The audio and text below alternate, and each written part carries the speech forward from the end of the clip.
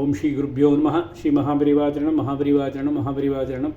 இன்றைக்கி தெய்வத்தின் குரல் பாகம் 5ல் சங்கர சரிதம் என்ற தலைப்பில் பெரிவா சொல்கிறது மேலே வாசிக்கிறேன். இது பக்கம் 355 ஆரம்பிக்கிறது.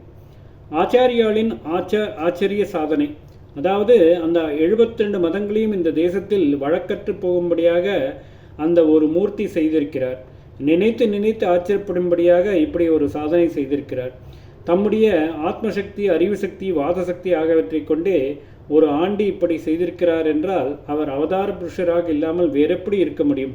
அதுவும் அவர் பூலோகத்தில் வாசம் பண்ணியது 32 வருஷங்கள் தான். இன்றைக்கு இந்த தேசத்தில் உள்ள எல்லோருமே அவரை பின்பற்றும் அத்வைத சம்பிரதாயத்தர்கள் இல்லைதான். ராமானுஜாச்சாரியார், மத்வாச்சாரியார், ஸ்ரீகிருஷ்ண சைத்தன்யர், வல்லபாச்சாரியார், ஸ்ரீகண்டாச்சாரியார், மெய்கண்டார் என்று பலர் ஏற்படுத்திய சம்பிரதாயங்களைச் சேர்ந்தவர்களும் இருக்கிறார்கள். இருந்தாலும் கூட இந்த ஆச்சாரியர்கள் எல்லோரும் நம்முடைய ஆச்சாரியாளுக்கு பிற்பாடு நூற்றாண்டுகளுக்கு அப்புறம்தான் இந்த மதங்களை ஸ்தாபித்தார்கள். இன்று அத்வைதம் தவிர இங்குள்ள மதங்களெல்லாம் ஆச்சாரியாளுக்கு பிற்காலத்தில் உண்டானவையே. அதுவரை ஆச்சாரியாளின் மதமே தனக்கு முந்தி இருந்த அத்தனை மதங்களையும் இல்லாமல் செய்துவிட்டு தான் மாத்திரமே கொடிகட்டி பறந்திருக்கிறது. பின்னால் வந்த எந்த மதமும் அதற்கு பெரிய நஷ்டத்தை ஏற்படுத்த முடியவில்லை.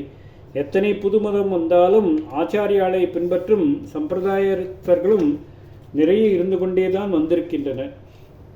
ஆச்சாரியாளின் சித்தாந்தம் முன்னால் இருந்த எல்லா மதங்களையும் இல்லாமல் செய்த மாதிரி பின்னால் வந்த எந்த சித்தாந்தமும் செய்யவில்லை. ராமானுஜர் வந்ததனால் அத்வைதம் இல்லாமல் போய்விடவில்லை. அதற்கப்புறம் மத்வர் வந்ததனால் அத்வைதம், விசிஷ்டாத்வைதம் இரண்டும் இல்லை என்று ஆகவில்லை. இப்படியே ஒவ்வொரு புதுமதம் வந்தபோதும் அதற்கும் மனுஷர்கள் சேர்ந்தார்கள் என்றாலும் அதிலேயே எல்லோரும் சேர்ந்து மற்ற எந்த மதமுமே இல்லை என்று ஆகிவிடவில்லை. ஆச்சாரியால் ஒருத்தர் காலத்தில்தான் அவருடைய மதத்தை அத்தனை பேரும் ஏற்றுக்கொண்டிருந்தது. அவருக்கு பிற்பாடும் சில நூற்றாண்டுகள் வரை அப்படியே தான் இருந்தது. அதனால்தான் அவருக்கு ஜெகத்குரு என்றும் ஜெகதாச்சாரியால் என்றும் தனியானதொரு கௌரவம் ஏற்பட்டது. ஜகத்குரு என்பது அவர் ஒருவருக்குத்தான் உபச்சாரத்துக்காக உயர்த்தி வைத்து கொடுத்த விருதாக இல்லாமல் வாஸ்தவமான உண்மையாக சொல்வதாக இருக்கிறது. ஜகத்து என்று சொன்னதால் தேசாந்தரங்களை பற்றி நினைக்க வேண்டியதில்லை. வைதீக அனுஷ்டானத்துக்குரிய கர்ம பூமியாக உள்ள நம்முடைய தேசம்தான் ஜகத்துக்கே உயிர் மாதிரி, ஹிருதயம் மாதிரி இருப்பதால் இது முழுதற்கும் ஆச்சாரியால் என்றால் ஜெகதாச்சாரியால் தான்.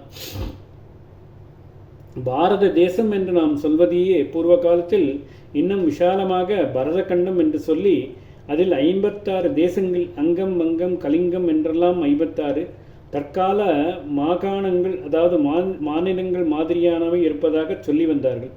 அந்த 56லும் ஆச்சாரியால் திக்விஜயம் செய்து எல்லா பரமதங்களையும் நிராகரணம் செய்து அத்வைத வேதாந்தத்தை நிலைநாட்டினார் என்றால் அததான் ஜெகத்குருத்துவம். அனைத்தும் அடங்கிய வைதிக ஆச்சாரியால் மதமே. வேதத்தை ஒப்புக்கொள்வதாக சொன்னாலும் அப்படி சொல்லாவிட்டாலும் அன்றைக்கு இருந்த மதங்கள், அப்புறம் ராமானுஜர், மத்வர் போன்றவர்கள் ஸ்தாபித்த மதங்கள், இன்றைக்கும் லோகம் பூராவிலும் இருக்கிற அந்நிய மதங்கள் ஆகிய எல்லாவற்றிலுமே நல்லதாக என்னென்ன அம்சம் இருக்கிறதோ அதெல்லாம் வேதத்தில் இருப்பதுதான்.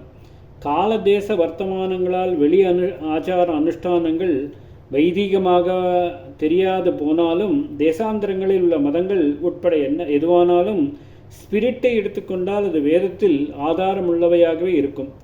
இங்கே ஸ்பிரிட் என்று சொல்லும்போது நான் மதங்களில் உள்ள தத்துவங்களை மட்டும் சொல்லவில்லை, சடங்குகளையும் தான் சொல்கிறேன். இன்றைக்கு அந்நிய மதங்களில் உள்ள சடங்குகள் வைதிக வாசனையே இல்லாத மாதிரி இருக்கிற போதும் கூட அந்த சடங்குகளின் ஜீவனாக இருக்கப்பட்ட ஸ்பிரிட் என்ற சொன்ன அம்சம் வேதத்தில் இல்லாமல் இருக்காது.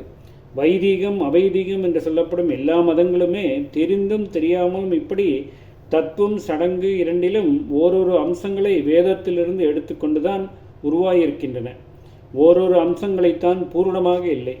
வேதத்தை பார்த்தால் அதில் சில சிவ சம்பந்தமாகவும் பல உண்டு, விஷ்ணு சம்பந்தமாகவும் பல உண்டு. விசிஷ்டாத்வைதம், துவைத மதம் முதலியவற்றில் சிவசம்பந்தமானவற்றை விட்டுவிட்டு வைஷ்ணவானதை மட்டும்தான் எடுத்துக்கொண்டிருக்கிறது.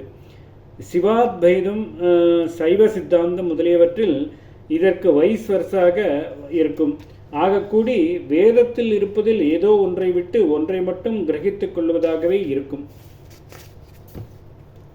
மீமாம்சகர்கள் கர்ம மார்க்கத்தை மட்டும் எடுத்துக்கொண்டு ஞானத்தை தள்ளினார்கள். பௌத்தம் யம நியம ஒழுக்கங்கள், நிஷ்பிரபஞ்ச தத்துவம் இவற்றை மட்டும் வேத தர்மத்திலிருந்து எடுத்துக்கொண்டு ஆனால் வேறு தினசாக டெவலப் செய்து கொண்டு போயிற்று.